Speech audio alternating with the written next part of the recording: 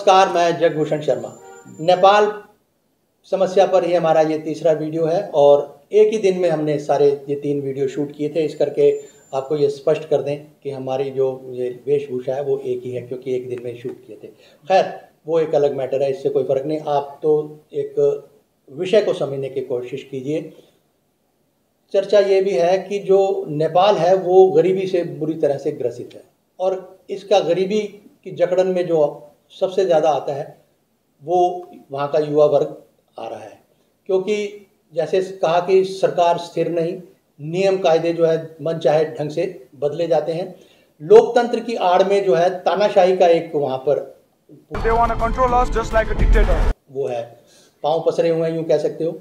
और ऐसे में जब युवाओं को कोई हरियाली दिखाता है कि आप किसी विदेश चले जाओ, जापान चले जाओ, अमेरिका चले जाओ या किसी और कोरिया चले जाओ, सऊदीया चले जाओ, सऊदी, कहीं पे भी जो भी विकसित देश है तो वहाँ चले जाओ, तो किसी को भी ये जो है आकर्षण जो है, लालच जो है वो आकर्षित कर लेगा।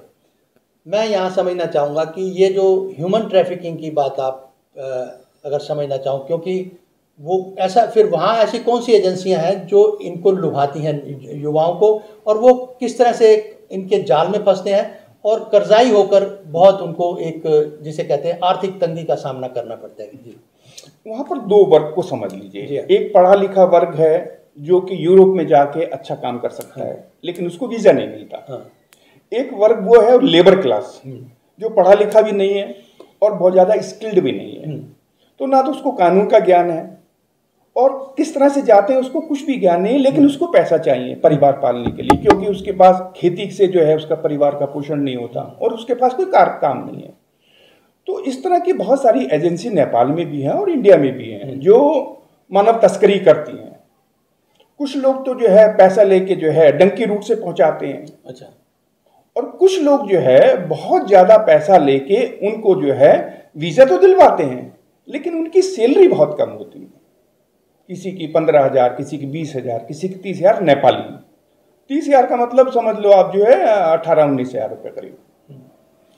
उसके लिए वो क्या होता है कि लाखों रुपए जो है ट्रैवल एजेंट को ये उनको खर्च करने पड़ते हैं। जी हाँ, ट्रैवल एजेंट को, दलाल को, और अध्यागमन में नाले के लिए अध्यागमन इमिग्रेशन, वो पूरा का पूरा पैकेज है। अब उसके पास नहीं है पैसा, क्योंकि जमीन है छोटी, खेती बाड़ी है नहीं, दूसरे के यहाँ खेती करता है, उसे गिरवी रखेगा, बेचेगा, जो भी करेगा। जिसके पास है वो तो गिरवी रखेगा, लेकिन जिसके पास नहीं है वो क्या रखेगा?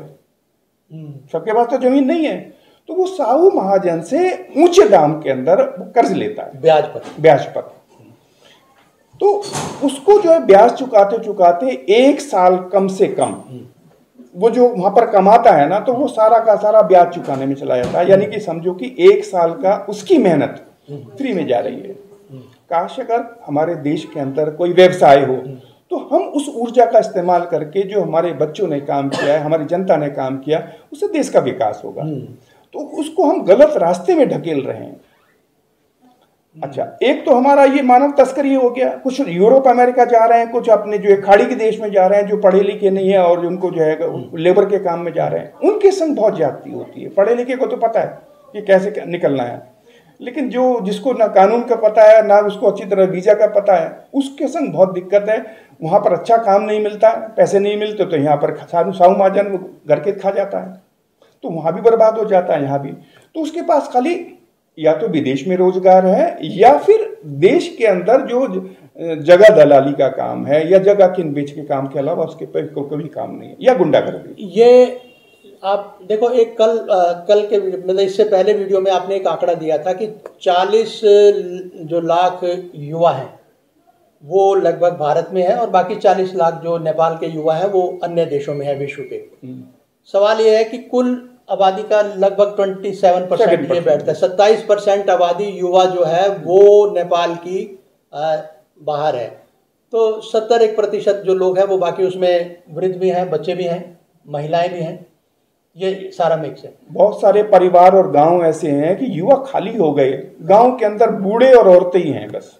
मैं यहाँ पर एक सवाल ये करना चाहूँगा, किसी भी देश में कहा जाता है जो युवा है वो राष्ट्र की पूंजी होती है। बिल्कुल बिल्कुल। और पूंजी अगर या तो विदेशों में चली जाए या छिन भिन हो जाए, खुर्द बुर्द हो जाए, तो उस देश का जो भविष्य है उसको आप किस तरह से आंकोगे? मैं आपके ही सवाल और आपकी जो आपने बताया है, मैं उसके आधार पर ये सवाल आपसे कर रहा हूँ कि ये एक कॉमन बात है कि युवाओं को देश की पूंजी माना जाता है।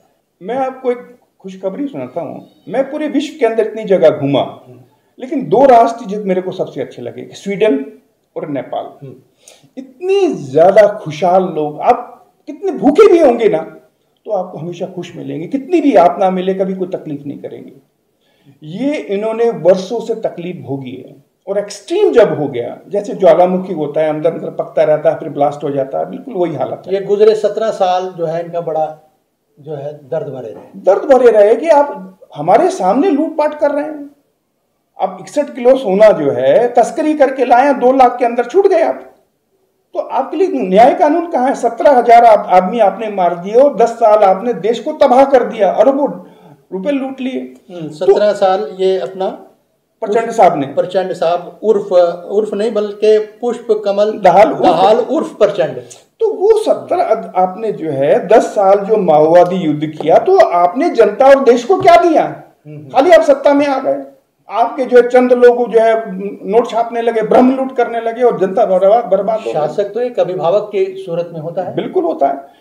तो 10 साल देश बर्बाद हुआ, और सत्ता में आने के बाद आपने क्या किया? कोई प्लानिंग नहीं है आपकी, कोई नीति नहीं है, खाली आपने इलेक्शन जीतने के लिए कुछ वादे किए, जनता को पूरे नहीं होते, क्योंकि आपका उद्देश्य खाली सत्ता पाना है, उन वचन को पूरा करना नहीं है।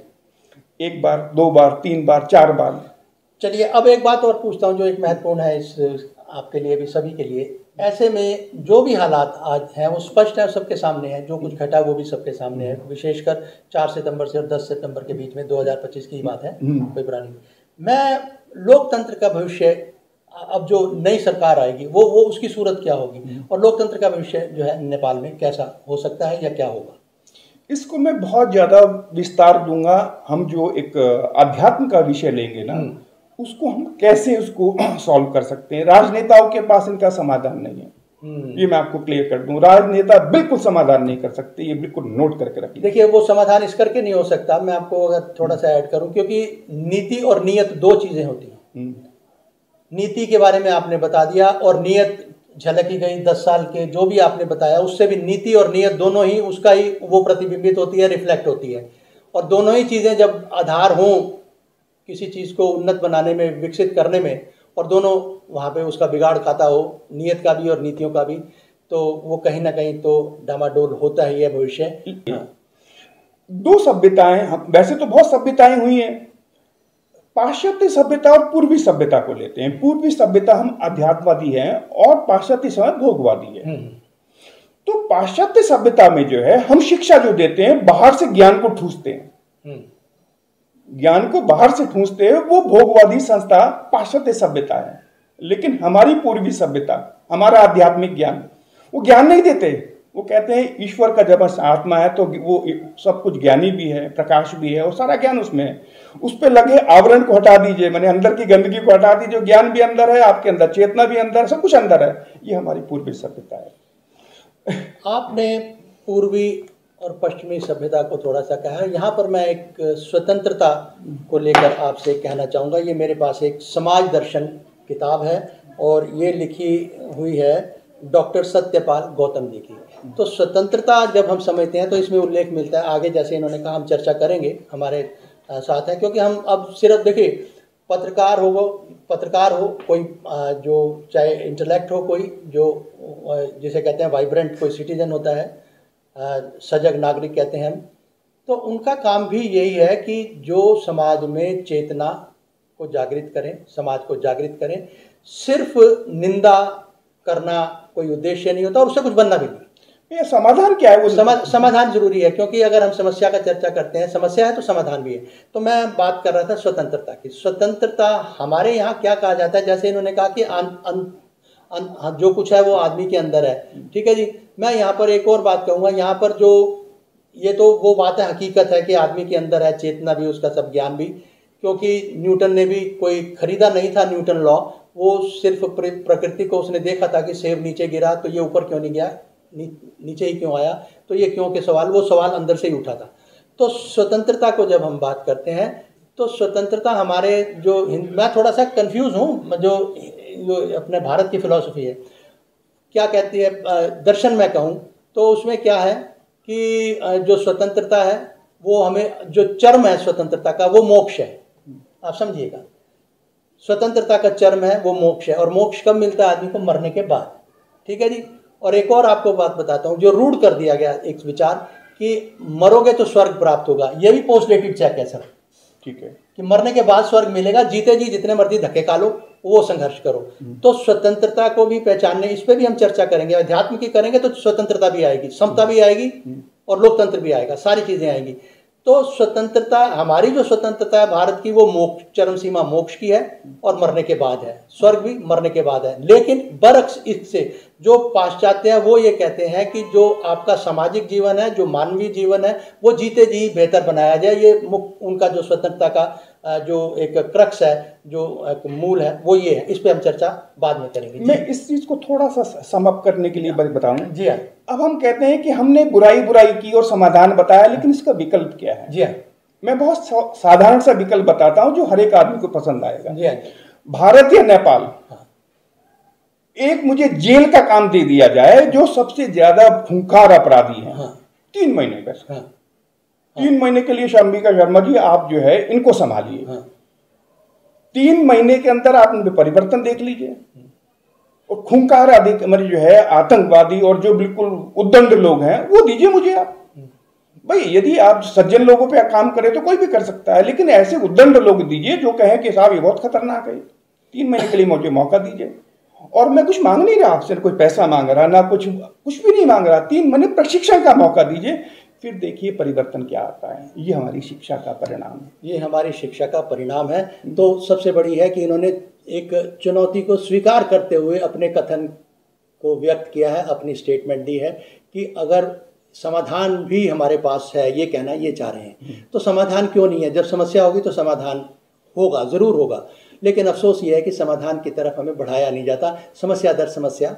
जेल के अपराधी सुधर सकते हैं तो नेता और आम जनता क्यों नहीं सुधर सकते? 2 आंखें 12 हाथ बनी थी एक प्रयोग के ऊपर, करेंगे बात। और चलते चलते आपको हम एक संसार फिल्म आई थी, तकरीबन 1900 हो सकता है 72-73 हो, मुझे एग्जैक्ट नहीं, इसी यानी 80 की शुरुआत की वो फिल्म थी संसार। उसमें नवीन निश्चल उनके हीरो थे, बलदेव खोसा वगैरह थे, और बहुत एक अच्छी थीमेटिक फिल्म थी।